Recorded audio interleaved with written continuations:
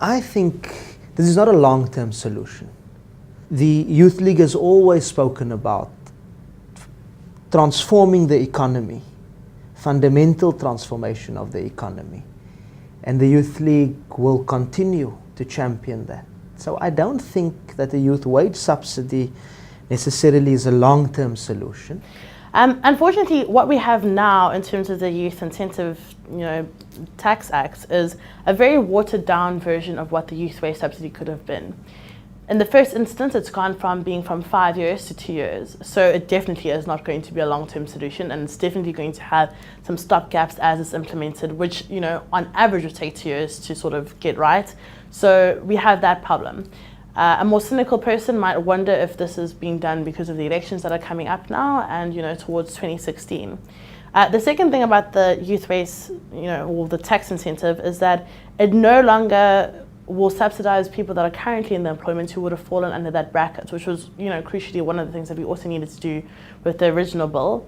And then, of course, it's also given these overarching powers to the minister to decide at will whether he changes parts of the act to change in terms of what they are going to consider that employers need to do.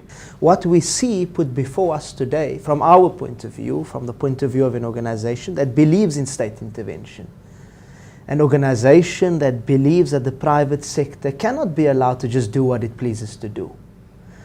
I think from that perspective, the debate inside was healthy. The debate inside has resulted in us having a bill which, in a sense, allows young people to get that opportunity to get employment, but also protects, to a great extent, the jobs of their parents.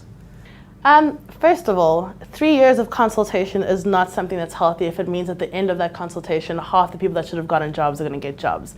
That just means that there definitely are fights where people can't resolve things in a way that can actually take the country forward, as opposed to looking out of the interests of their own various organizations.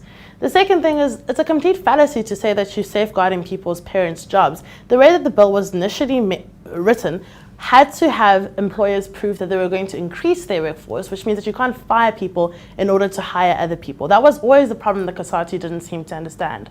I think Mohammed maybe has not read the bill properly, or the Tax Incentive Act properly, because it definitely has watered down, and it's definitely not going to be having these overarching effects that he wants. In fact, skills development and the things that were initially in there are now the very things that the minister, as I said, through state intervention, which I didn't mean we want private sectors, is now going to be able to mandate and change as he wants.